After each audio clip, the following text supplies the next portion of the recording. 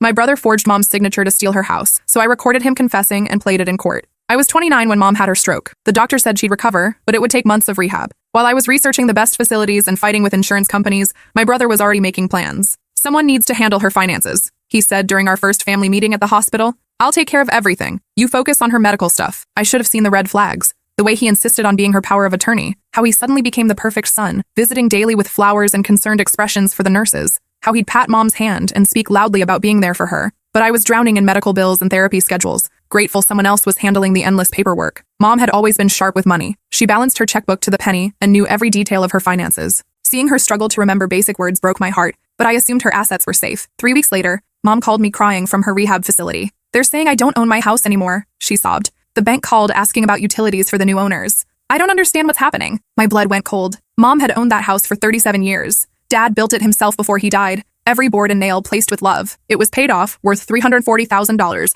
and the only security she had left. I drove straight to the county records office, my hands shaking as I filled out the property search forms. The deed transfer was dated 2 weeks ago. Mom's signature looked perfect. Too perfect. I'd seen her handwriting after the stroke. It was shaky, uneven, barely legible. This signature was flawless, identical to her pre-stroke penmanship. When I confronted my brother at his office, he had an answer for everything. Mom asked me to sell it, he said smoothly, not even looking up from his computer. She can't maintain it anymore. The stairs are dangerous. The money's going into a specialized care fund. What care fund? Where's the money? I want to see the bank statements. It's complicated. Legal trust stuff. You wouldn't understand the tax implications. His condescending tone made my skin crawl. Growing up, he'd always treated me like the stupid little sister who couldn't grasp important matters. That night, I did some digging. The house had been sold to a shell company called Riverside Holdings LLC for $180,000, half its actual value. When I traced the company registration, it led back to my brother's business partner, someone he'd complained about being in debt to for months. They'd essentially stolen $160,000 from our dying mother, but proving forgery would be expensive and time-consuming. Mom was getting weaker daily. Her speech was improving, but slowly. We didn't have months to fight this in court while legal fees piled up. Then I remembered something. My brother's biggest weakness had always been his ego. He couldn't resist bragging when he thought he was smarter than everyone else.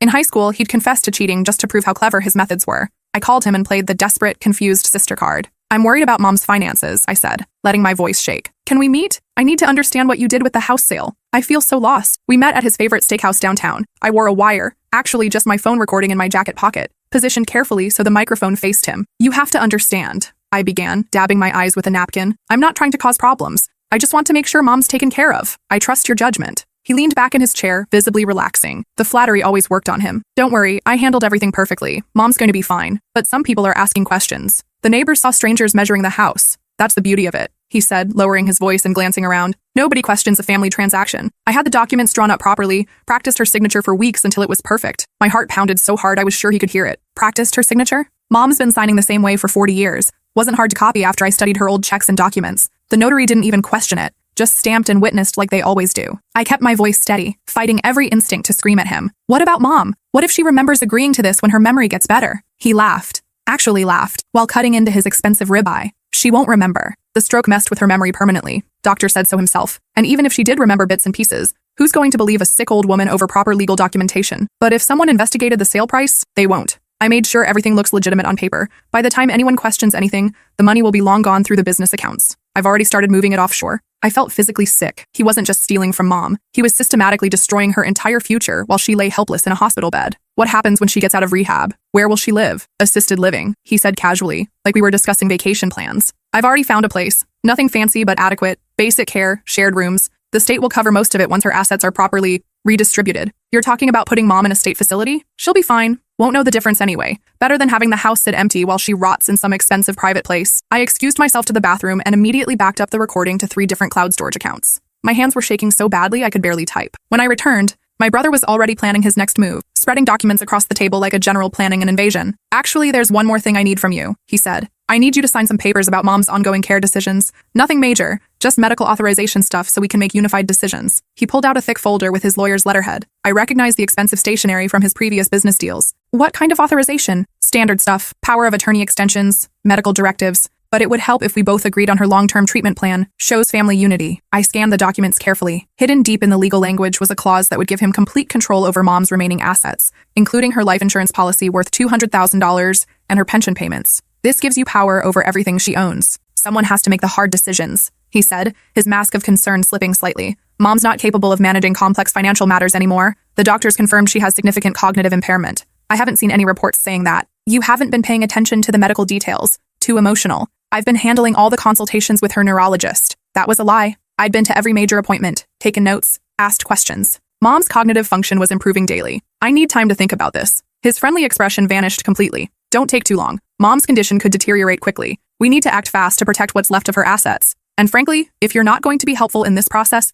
I can handle everything myself. The threat was clear. Sign or be cut out entirely. I left the restaurant with enough evidence to bury him, but I needed more. I needed to document the full scope of what he'd done and understand how deep this conspiracy went. Over the next week, I played detective. I visited the notary who'd witnessed Mom's signature. She was a pleasant elderly woman who worked out of a small office near the courthouse. "Oh yes, I remember that transaction," she said when I mentioned the date. Lovely man. So devoted to his mother. You could tell he really cared about her welfare. Was my mother able to communicate clearly during the signing? Well, she seemed a bit confused, kept looking around like she wasn't sure where she was, but her son explained she'd had a small medical procedure and was still groggy from the medication. He was very patient with her. My stomach dropped. She was there? Oh yes, sitting right beside him, though she mostly just stared out the window while he handled all the talking. He explained everything to her very carefully, made sure she understood what she was signing. Did she say anything? Not much. When I asked if she understood the transaction, she just nodded. Her son said she was usually more talkative, but the medication made her sleepy. I wanted to scream. He'd actually brought Mom to witness her own fraud, using her stroke symptoms to make her seem merely confused, rather than completely incapacitated. I checked Mom's medical records from that day. She'd been heavily sedated for a cardiac procedure that morning. There was absolutely no way she could have legally consented to anything, let alone a major property transaction. I also discovered my brother had been stealing from Mom for months before the stroke. Small amounts at first, $500 here for house repairs, $200 there for medical equipment, always with detailed explanations and forged receipts. By the time of her stroke, he'd already taken nearly $30,000 from her checking account. But the restaurant recording was my smoking gun. I hired a lawyer specializing in elder abuse and financial fraud. Catherine Williams had handled dozens of similar cases and came highly recommended by the victim advocacy group I'd contacted. She listened to the recording twice, her expression growing darker each time. "This is one of the clearest cases of elder fraud I've ever encountered," she said,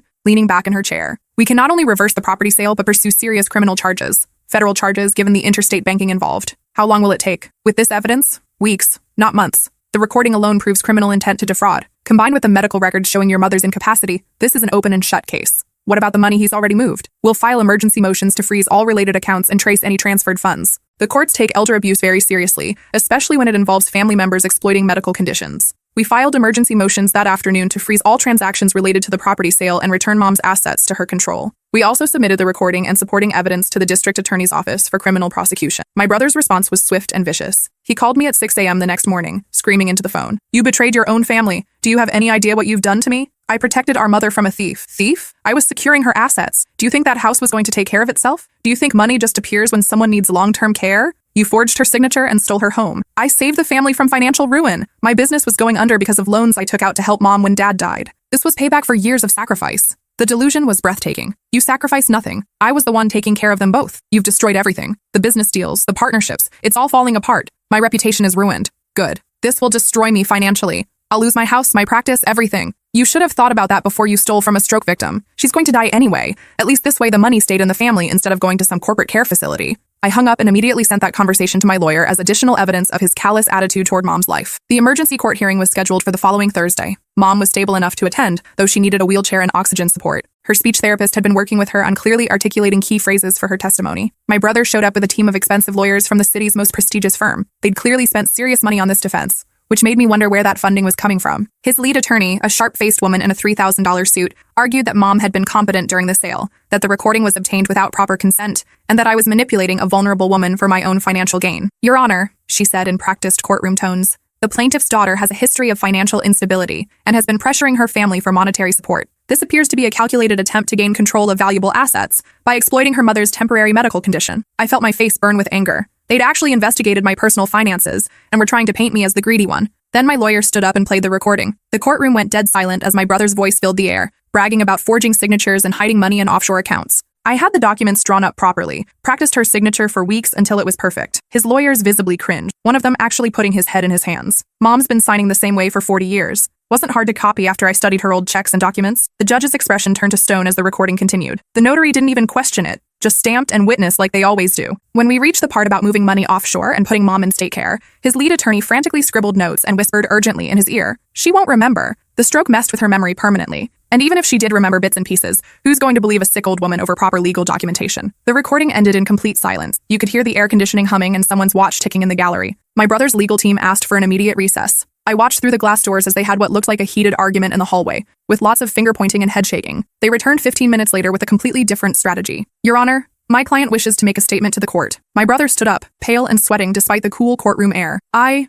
made a serious error in judgment. I was trying to protect my mother's assets from potential exploitation, but I realize now that my methods were completely inappropriate and illegal. The judge was not impressed with this sudden change of heart. Mr. Thompson, are you admitting to forging your mother's signature on legal documents? A long, painful pause. Yes, Your Honor. And to fraudulently transferring property worth over $300,000 without the owner's knowledge or consent? Yes, Your Honor. And to deliberately moving the proceeds offshore to avoid detection by authorities? Yes, Your Honor. And these actions were taken while your mother was medically incapacitated and unable to protect her own interests? Yes, Your Honor. The judge immediately ruled in our favor. The house sale was declared void and fraudulent. All transferred funds were to be returned within 48 hours or face additional contempt charges. My brother was ordered to pay all legal fees, court costs, and damages. But this was just the civil case. The criminal prosecution was about to begin. 3 days later, federal agents raided my brother's office and home simultaneously. They found evidence of the offshore accounts, multiple copies of forged documents, and email communications with his business partner detailing the entire fraud scheme. They also discovered he'd been running similar scams on elderly clients of his financial planning business, using their medical conditions and family trusts to steal retirement funds. He was arrested on charges of elder abuse, forgery, wire fraud, money laundering, and running a continuing criminal enterprise. The charges carried a potential sentence of 25 years in federal prison. At his arraignment, I sat in the gallery next to Mom, who insisted on attending despite her ongoing recovery. I never thought my own son would do this to me, she whispered as they read the charges. Neither did I, Mom. Neither did I. His business partner, facing identical charges plus tax evasion, quickly agreed to cooperate with federal prosecutors in exchange for a reduced sentence. It turned out they'd been planning to flip Mom's house immediately for a quick profit, keeping the entire $340,000 value while leaving her homeless and destitute. The investigation also revealed that my brother had been forging Mom's signature on other documents for years: insurance forms, bank authorizations, even her will. He'd systematically positioned himself to inherit everything while cutting me out completely. During the federal trial, the prosecution played the restaurant recording for the jury. Watching 12 strangers listen to my brother casually describe stealing from his stroke victim mother was surreal and heartbreaking. His new defense team, court-appointed since his assets were frozen, tried to argue diminished capacity, claiming the stress of Mom's illness had affected his judgment and decision-making ability. Ladies and gentlemen of the jury, his lawyer argued, this is a man who watched his beloved mother suffer a devastating stroke and made desperate decisions to protect her future care. His methods were wrong, but his intentions came from a place of love and panic. The prosecutor's response was devastating. Love, she said during closing arguments. The defendant called his own mother a sick old woman who wouldn't be believed. He laughed about her memory loss. He planned to dump her in the cheapest possible care facility while stealing her life savings. That's not love. That's predatory behavior against a vulnerable victim who trusted him completely. The jury wasn't buying the desperation defense. They'd heard the recordings, seen the evidence of premeditation, and learned about the other elderly victims he'd defrauded. They deliberated for less than 3 hours, guilty on all counts. The judge sentenced him to 8 years in federal prison and ordered full restitution plus punitive damages totaling $500,000. His business licenses were permanently revoked, and he was banned from working in any financial or fiduciary capacity. Mom recovered enough to return home, to her own house, 6 months later. She needed daily physical therapy and some assistance with complex tasks, but her mind was sharp again. I can't believe my own son did this to me, she said one afternoon, as we sat in the garden Dad had planted 40 years ago. Some people show you who they really are when they think no one's watching. You were watching. Someone had to protect you. Your father would be so proud of you, and so ashamed of him. The house became a symbol of family strength rather than betrayal.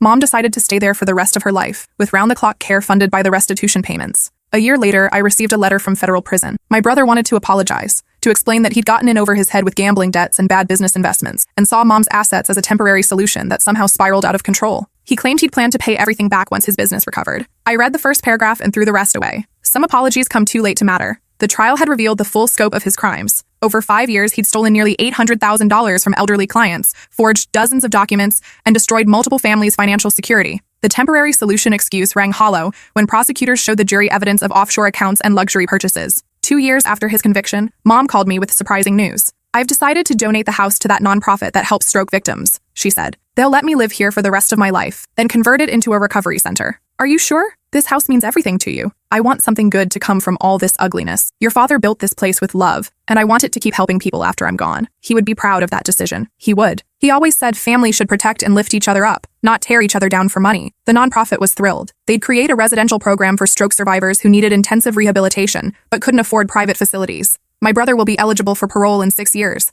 I doubt he'll contact us when he gets out. He's burned every bridge, destroyed every relationship, and lost everything he thought mattered. His former business partner was released after 3 years and moved to another state. He sent Mom a heartfelt apology letter and repaid his portion of the stolen funds voluntarily, even though the court hadn't required it. Some people can be redeemed, Mom said when the check arrived. Others choose not to be. Sometimes I wonder if things could have been different, if I'd paid closer attention to Mom's finances earlier, if I'd questioned his sudden devotion and helpfulness sooner, if I'd been more suspicious when he insisted on handling everything alone. But then I remember that recording, the casual way he laughed about her memory loss, how he planned to dump her in the cheapest facility available while stealing her life savings, the complete absence of love or concern in his voice when discussing her future. That wasn't desperation or poor judgment. That was calculated cruelty towards someone who'd loved and trusted him unconditionally. Mom still has difficult days. The stroke changed her in ways that go beyond the physical symptoms. She's more anxious about financial matters, more suspicious of official-looking documents, more protective of her independence. But she's also stronger in some ways, more grateful for genuine kindness, more aware of her own resilience, more determined to use her remaining time meaningfully. I survived raising that boy, she jokes sometimes. I can survive anything. The Stroke Recovery Center will open next year in Dad's house. They're keeping the original structure but adding accessible features and therapy spaces. Mom will cut the ribbon at the dedication ceremony. My brother's lawyer sent one final appeal for family reconciliation last month. He's apparently found religion in prison and wants to make amends with the people he hurt. I drafted a polite response explaining that forgiveness isn't something that can be demanded or scheduled. It's something that might happen naturally over time or might not happen at all. Some relationships can survive betrayal and grow stronger. Others die the moment trust is broken, and no amount of time or apology can resurrect them. He chose to see our mother as an opportunity to exploit rather than a person to protect. That choice revealed something fundamental about his character that prison can't change. Mom and I have built a closer relationship through this nightmare. She depends on me more now, but in healthy ways. We make decisions together. We plan for her future together. We protect each other. That's what family actually means. Not shared blood or legal obligations, but the choice to put someone else's welfare above your own interests. My brother understood the legal definition of family, but never grasped the emotional one. Now he has 8 years in federal prison to think about the difference. But the story didn't end with his conviction. 3 months after he was sentenced, I got a call that would change everything again. "Is this the daughter who exposed the financial fraud case involving elderly victims?" the voice asked. It was Detective Morrison from the Economic Crimes Unit. She explained that my brother's case had opened up a much larger investigation into elder abuse networks operating across multiple states. We've identified at least 12 other families who were victimized by similar schemes. Your recording wasn't just evidence. It was the key that unlocked everything. She wanted me to testify before a grand jury about the methods my brother had used. Apparently, the sophistication of his document forgeries and the psychological manipulation tactics he'd employed were being studied by federal agencies. "Your brother didn't work alone," she explained. "This was part of a coordinated network of financial advisors, notaries, and legal professionals who specifically targeted elderly people with medical vulnerabilities. The scope was staggering. They'd identified over $3 million in stolen assets across the network, with victims ranging from stroke patients to people with early-stage dementia. The recording you made captured him describing techniques that match patterns we've seen in dozens of other cases. He was essentially confessing to being part of a criminal conspiracy. I agreed to testify, but only if Mom was protected from any additional legal proceedings. She'd been through enough trauma. The grand jury session was surreal. Sitting in that sterile federal building, describing how my own brother had bragged about stealing from our mother, felt like recounting someone else's nightmare. But the prosecutors were building cases against 15 other individuals involved in the network. My testimony helped establish the psychological profiling methods they used to identify vulnerable targets. "Your brother specifically looked for families where adult children lived far away," the prosecutor explained. "Elderly people recovering from medical procedures were prime targets because they were isolated and their cognitive abilities were temporarily impaired." 6 months later, the entire network was dismantled. 11 people were convicted on federal charges. The total restitution ordered exceeded $4 million. More importantly, the case led to new federal regulations requiring additional witnesses and waiting periods for property transfers involving people over 65 or those with recent medical procedures. "Your mother's case literally changed federal law," Detective Morrison told me during a follow-up call. "The recording you made probably saved hundreds of other families from similar fraud." But there was another twist I hadn't expected. During the investigation, federal agents discovered that my brother had been planning to fake Mom's death. Among his confiscated files, they found research on how to obtain fake death certificates and forge cremation records. He'd been corresponding with someone who specialized in creating false documents for insurance fraud. "The plan was to have your mother die in the state facility," the prosecutor explained during a private meeting. "He would collect on her life insurance policy and no one would question what happened to a sick elderly woman in a low-quality care home. I felt like I was going to vomit. He wasn't just planning to steal her money and abandon her, he was planning to make her disappear completely. We found evidence that he'd done this before," she continued. "At least 2 other elderly clients who supposedly died in care facilities. We're reopening those cases as potential homicides." The investigation revealed that my brother had been escalating his crimes over several years. It started with simple financial theft, then progressed to more complex fraud schemes, and finally to planning the ultimate crime, murdering his victims to cover his tracks. "Your recording didn't just save your mother's house," the prosecutor said. "It probably saved her life." When I told Mom about this discovery, she was quiet for a long time. "He was planning to kill me," she finally said. "Yes. My own son was planning to murder me for money. Yes." She stared out the window at Dad's garden, tears streaming down her face. "I gave birth to him. I raised him. I loved him unconditionally for 35 years, and he was going to kill me. I held her hand while she grieved, not just for the son she'd lost, but for the son who had never really existed. The media attention was intense, but brief. Our story became part of a larger series on elder abuse that won several journalism awards. We didn't participate in interviews, but the case details were public record. Several families reached out to thank us for speaking up. One woman said the news coverage had prompted her to question her own son's sudden interest in her finances, leading to the discovery of similar fraud, before it progressed too far. "You saved my life by saving your mother's," she wrote in a letter that made me cry. The Stroke Recovery Center opened on schedule 2 years later. Mom did cut the ribbon, though she needed a walker by then. Her physical condition had stabilized, but she was clearly aging faster than expected. The stress of everything had taken its toll. "I want to see the first group of patients," she told the center director. "I want them to know that recovery is possible, even after the worst betrayals." The center serves 12 residents at a time, providing intensive rehabilitation in a home-like environment. They've had a 78% success rate in helping people return to independent living, significantly higher than traditional facilities. Mom lived to see the center's 2nd anniversary. She passed peacefully in her sleep, in the bedroom Dad had built, surrounded by photos of the families they'd helped through the center. At her funeral, the center director spoke about Mom's courage in turning personal trauma into community healing. "She could have retreated from the world after what her son did to her," she said. "Instead, she chose to help others in similar situations. That's the definition of resilience." 3 years after Mom's death, I received an unexpected phone call. "This is the Victim Services Coordinator at Federal Correctional Institution Coleman," the voice said. "I'm calling about your brother. He's been diagnosed with terminal cancer and has requested to speak with you." My first instinct was to hang up, but something made me listen. "He says he has information about additional victims that could help with ongoing investigations, but he'll only share it if he can speak with you first." I thought about it for a week. Mom was gone. The center was thriving. Justice had been served.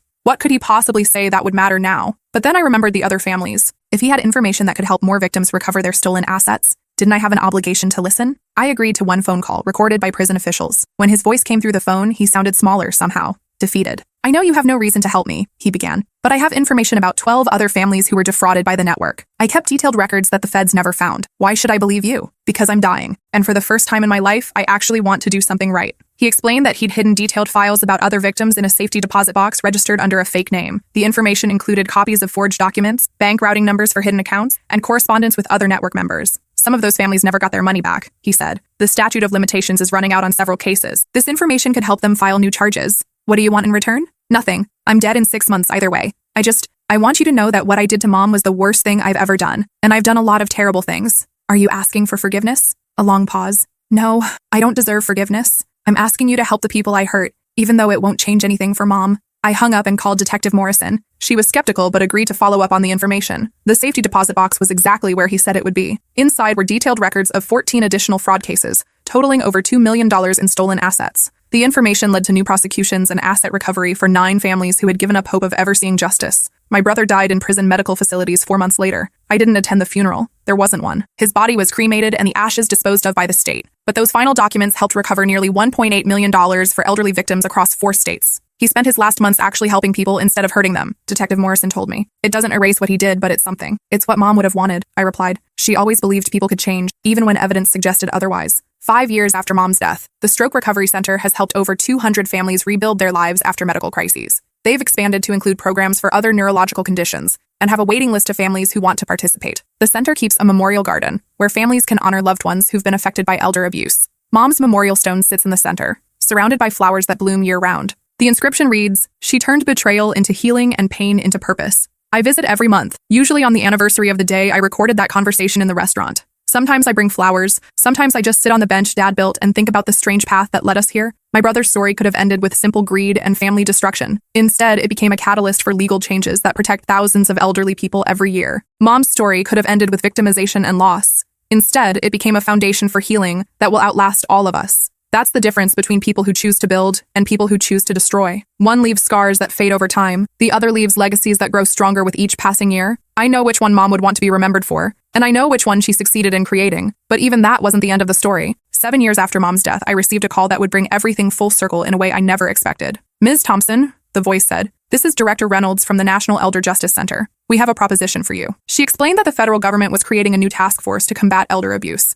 using the lessons learned from cases like my brother's. They wanted me to head a new victim advocacy program. "Your background is unique," she said. "You understand both the personal devastation and the legal complexities. We need someone who can bridge that gap." The job would involve training law enforcement, developing new protocols for investigating family-based fraud, and creating support systems for victims and their families. "We're essentially asking you to turn your worst experience into a career helping others," she continued. "It's not an easy job, emotionally speaking. I thought about Mom. about the center she'd created from her pain, about the families who'd thanked us for speaking up. When do I start? The position took me to Washington, D.C., where I spent 3 years developing national protocols for elder abuse investigation. We created standardized training programs for prosecutors, established rapid response teams for complex cases, and built a database that helped identify patterns across state lines. The work was emotionally draining but deeply meaningful. Every month, I spoke with families going through experiences similar to ours. Some were just beginning to suspect fraud. Others were in the middle of legal battles. A few were trying to rebuild their lives after devastating betrayals. Each conversation reminded me why this work mattered. During my time in D.C.,